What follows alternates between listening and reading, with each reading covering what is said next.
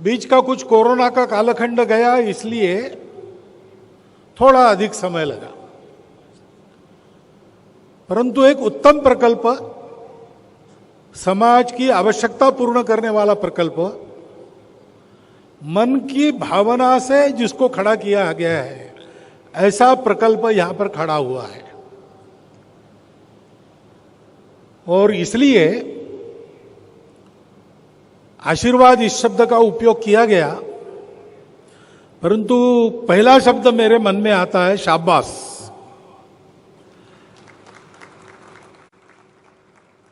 संघ के स्वयंसेवक कुछ ऐसा जब काम करते हैं, मिलकर करते हैं, उत्तम करते हैं, तो बहुत अच्छा लगता है। कैसा अच्छा लगता है वो संघ के स्वयंसेवक ही जाने। पटना में था तब, वहां पर एक विमान गिर गया बस्ती में ही आके।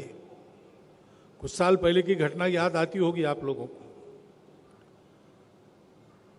तो सीधा प्रभात शाखाओं को विकिरण देकर सबसे पहले वहां स्वयंसेवक पहुंचे। उन्होंने वहां सारी मदद की और इतना अच्छा काम किया कि बाद में शरद यादव जी मंत्री थे उस समय, नागरिक उड्डयन मंत्री, वो आए तुरंत और वो ब्लैक बॉक्स की खोज चल रही थी।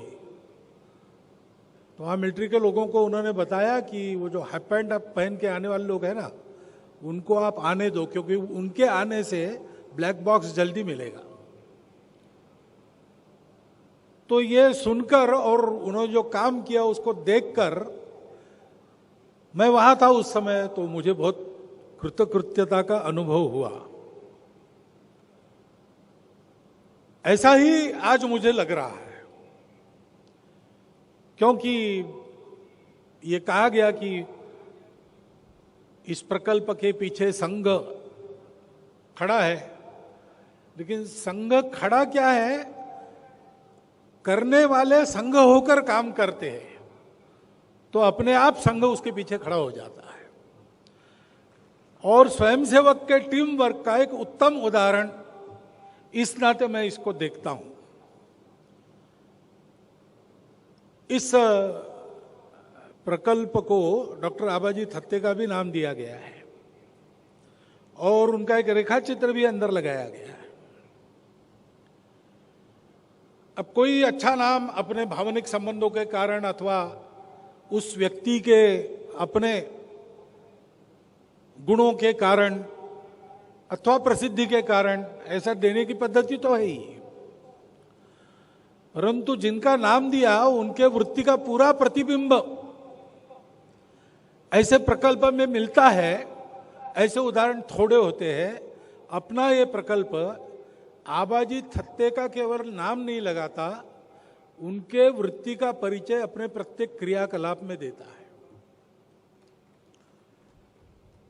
क्योंकि डॉक्टर आबाजी थत्ते यद्यपि डॉक्टर थे, प्रैक्टिस की नहीं, वो प्रचारक ही रहे। और 1-2 साल के बाद ही उनके पास पूजनीय गुरुजी के साथ रहने का और दायित्व आया। वो पूजनीय गुरुजी के निर्वाण तक उनके साथ रहे। बाद में अनेक वर्ष पूजनीय बाला साहब के भी स्वीय सचिव रहे। और डॉक्टर होने के नाते मुख्य काम उनका उनके स्वास्थ्य की चिंता करना रहता ही था। परंतु उनके साथ प्रवास करते करते संपूर्ण भारतवर्ष के अनेक परिवारों में उन्होंने अपने अकृत्रिम स्नेह के संबंध जोड़े और वो अपने जीवन के आखिरी तक, उनका वो दायित्व जाने के बाद भी उसको वो निभाते रहे। ये जो आत्मीयता है, अपनापन है, जिसमें से व्यक्ति सबकी चिंता करता है, इस प्रकल्प में आते हैं तो उसका अनुभव होता है। और मैं तो घूमता हूं सर्वत्र, तो यदा कदा हॉस्पिटल शुरू होके अब बहुत समय नहीं हुआ है, परंतु ऐसे प्रांतों में जहां से यहां लोग आते हैं, वहां जाने पर कोई ना कोई मिलता है जो बताता है कि हम वहां गए थे, अपने किसी को ले गए थे, या स्वयं मैं गया था, एक बार तो एक घर में भोजन के लिए गया, तो वहाँ पीछे सिक्योरिटी वालों की कुछ गड़बड़ ध्यान में है, पूछा क्या है, तो उन्होंने कहा वो पास में एक मुसलमान सज्जन रहते, वो मिलना चाह रहे। तो मैंने कहा भाई ये भोजन करके आ रहा हूँ, बाहर आते ही मिल लूंगा। आया तो एक तरुण दंपति थी, उनके पास एक छोटा सा बालक था। उन्होंने कहा हम आपको धन्यवाद देते हैं। मैंने पूछा मुझे धन्यवाद, मेरा आपका तो परिचय है नहीं। बोले नहीं, इसको ब्लड कैंसर हुआ था, हम एनसीआई में गए थे और वहां हमको ट्रीटमेंट तो अच्छी मिली ही। दुनिया में इतनी अच्छी ट्रीटमेंट हमको यहाँ नागपुर में घर बैठे कहाँ मिलती अगर ये इंस्टीट्यूट नहीं होती तो। लेकिन उससे भी ज्यादा उन लोगों के द्वारा जो धीरज मिला और स्नेह मिला, हम तो मानते हैं कि आधा जादू उसका है, हमारा लड़का पूरा ठीक हो गया। ऐसे बिना पूछे बिना बुलाए लोग आके बताते रहते हैं, तब पता चलता है कि आबाजी थत्ते के नाम के साथ आबाजी के अपनेपन का स्वभाव भी इस संस्था के साथ लगा है। और वो बहुत बड़ी बात होती है, क्योंकि कैंसर पहले शरीर को नष्ट नहीं करता, हिम्मत को नष्ट करता है। और कैंसर को रोकने को पहली आवश्यकता उस अपनेपन और हिम्मत की होती है। और ऐसी विचित्र बीमारी है कि वो केवल बीमार को नहीं मारती, उसके पूरे परिवार को तबाह कर देती। उनको भी इस प्रकार की हिम्मत और अपनेपन की आवश्यकता होती है।